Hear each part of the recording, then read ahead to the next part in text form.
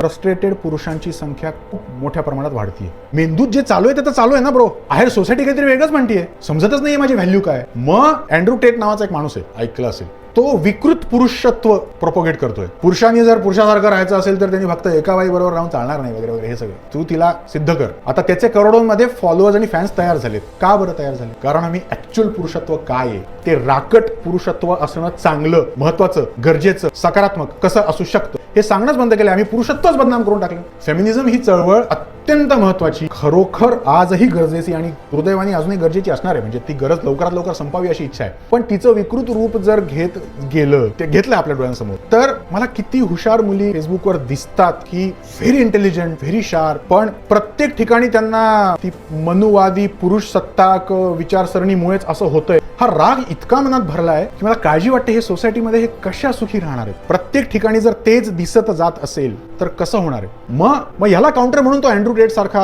अतिशय विकृत माणूस पुढे येतो. कारण ती फेमिनिझम नावाची चळवळ इतक्या टोकाला गेली. अगेन हे जस्टिफिकेशन नाही अँड्रू टेटचं, हे आपलं फेलियर आहे की आपण ह्या दोन्ही गोष्टी होऊ दिल्या.